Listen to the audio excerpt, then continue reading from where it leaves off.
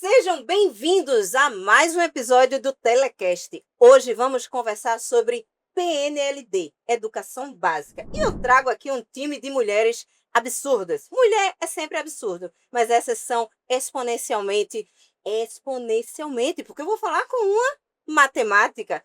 E com Laura e com Bruna. Bruna é responsável pela autoria na área de exatas, a formação dela é em matemática. E vamos conversar também com a Laura, que é a gestora da área. E o nosso projeto em foco, para vocês entenderem que é mais uma linha de trabalho da Telesapiens, é o PNLD. PNLD. E para a gente contextualizar o tema que vai ser conversado, eu vou pedir que Laura explique o básico. Vamos começar do básico e a gente vai aprofundar e vai evoluir. Laura, vamos lá. O que significa PNLD e o que é esse projeto? Então, vamos lá. PNLD, Plano Nacional do Livro Didático. É um plano do governo federal para adquirir e distribuir livros didáticos para escolas Públicas só ou entra nas privadas também? Agora eu fiquei com essa dúvida. escolas públicas apenas. Então, PNLD é o projeto Plano Nacional do Livro Didático. Beleza. E qual a importância disso hoje para as escolas? Como é que você vê essa iniciativa do governo para as escolas públicas? Eu acho que é muito importante, né, pelo fato de que a educação básica, principalmente nas escolas públicas, ela vem de algumas regiões um pouco carentes, né, vamos dizer até decadentes nessa parte da formação, da alfabetização de crianças.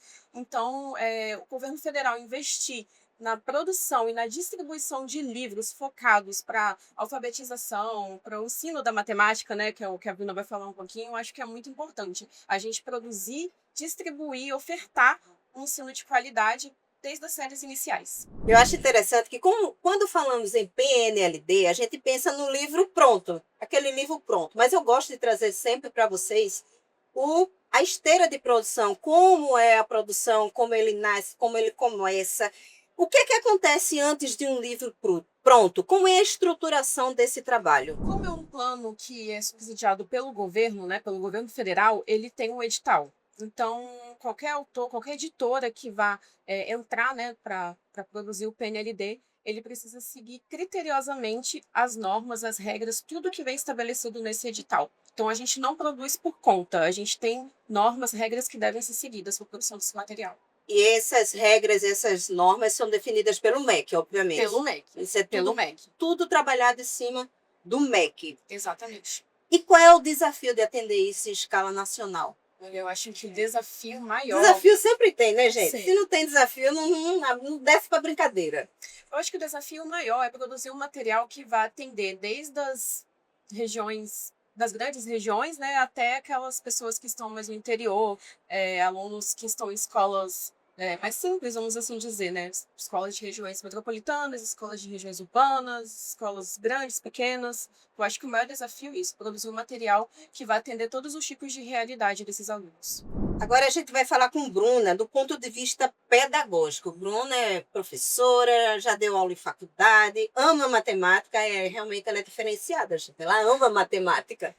Ela é professora de matemática. Do ponto de vista pedagógico, Bruna, na sua opinião, o que é que define um material que realmente diferencia, que se contribui para a aprendizagem do aluno? Você que está mergulhado nesse material. O diferencial é na parte da linguagem. Eu acho que o primeiro ponto é quando a gente consegue falar a linguagem de quem está aprendendo, sabe? Então, assim, o estudante ele vai chegar ali, vai abrir o livro, né? Vai tentar entender toda a questão que ele tem dúvida no assunto, falando de matemática. Vamos supor, ele tem dúvida, uma criança ali que está aprendendo a fazer contas, aprendendo a somar, aprendendo a subtrair, né?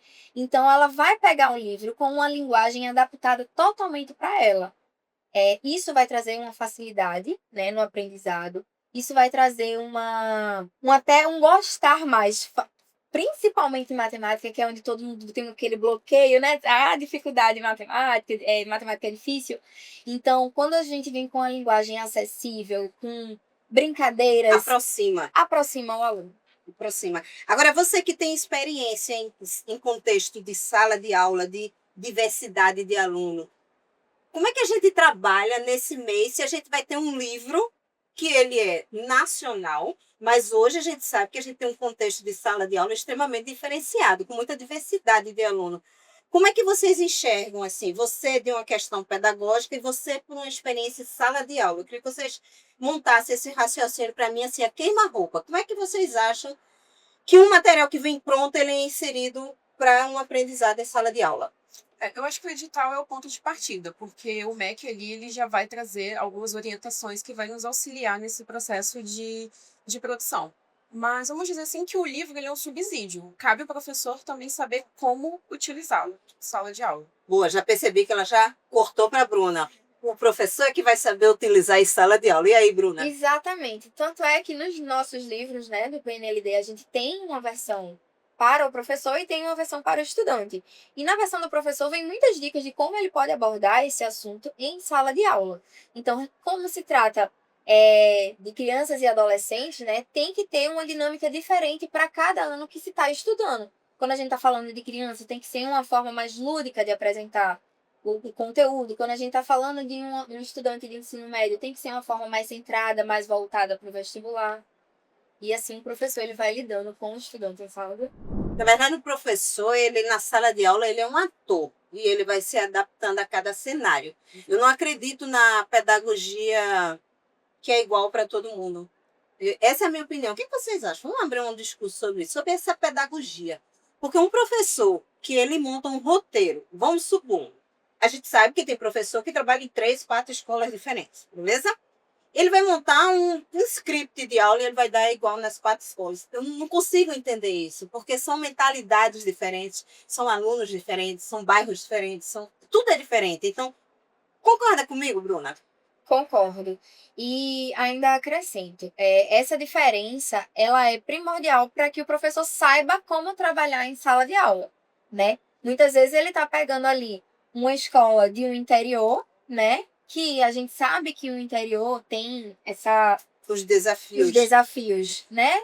Maiores, e está pegando uma escola de uma capital, que também são alunos diferentes, né? Então ele não pode trazer, ele traz o mesmo conteúdo, mas a abordagem ela tem que ser diferente, né? Seja para bairro, seja para cidade, seja para escola, às vezes uma escola estadual, né? Uma escola municipal.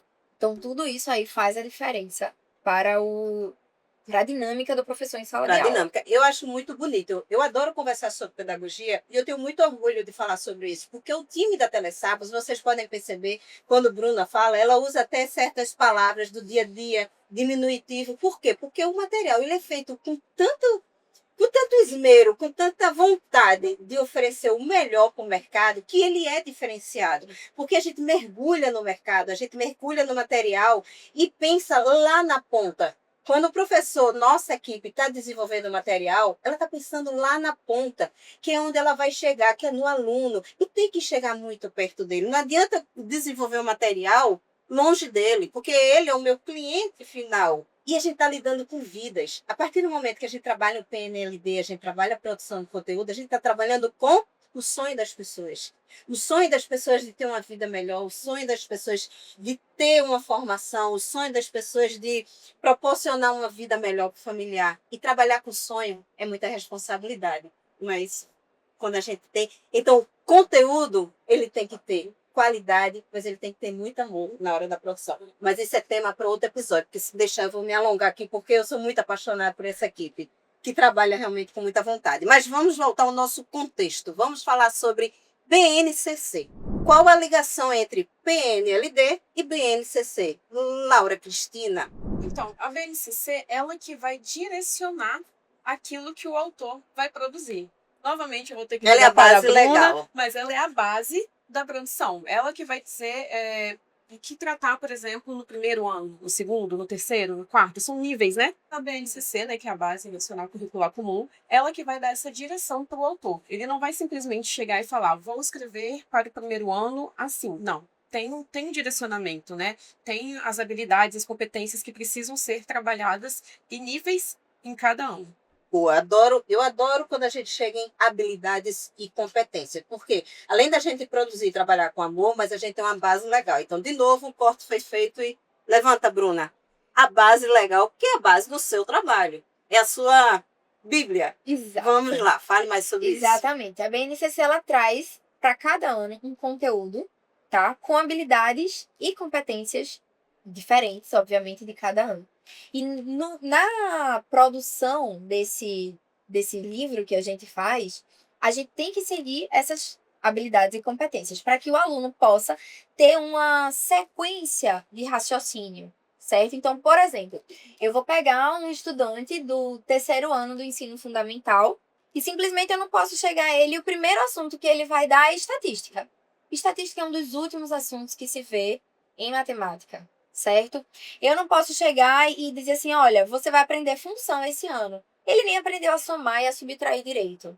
Então, assim, Fazer uma base. a gente tem que fazer uma base, certo? Para que essa base ela seja seguida e o aluno possa ter essa coerência em finalizar os assuntos. Então, poxa, eu já aprendi a somar, a subtrair, agora eu vou aprender a multiplicar e a dividir. Eu sei que multiplicar é eu somar aquela coisa, aquele número tantas vezes. Então, é uma sequência que eu vou lidando. É uma estruturação. É uma estruturação. E essa estruturação, ela visa o crescimento do aluno. Exatamente. E à medida que vai crescendo, obviamente, vai aumentando o nível de dificuldade. Por mais que ele veja, no terceiro ano eu vi números racionais. No quarto ano você vai ver novamente com um nível de dificuldade maior e assim sucessivamente. Agora, você, como uma autora de material para o PNLD, na sua opinião, como autora, qual o maior desafio que o autor tem na hora que ele está escrevendo? Qual o maior desafio? Qual a dificuldade que você viu? A maior dificuldade... Ou não teve dificuldade? Não teve dificuldade. Não, mas assim, a maior dificuldade que a gente encontra é como autora, como professora de matemática também, não querer avançar um conteúdo para determinado ano. Então, vamos dar de exemplo Não se aqui. empolgar. Não se empolgar, exato, sabe? Eu acho que essa é a maior dificuldade do autor. Porque de uma certa forma, você tem uma regra ali limitando. Exato. E você, às vezes, tem vontade de ousar. Seria isso? Exato. Eu acho que, para mim, a minha maior dificuldade é essa. Então, tô ali trabalhando uma multiplicação para uma criança que está aprendendo ali no iniciozinho da multiplicação. Eu não posso simplesmente dar um exemplo de uma potência, sabe? Que vem logo em seguida da multiplicação. Não, ela ainda está ali aprendendo.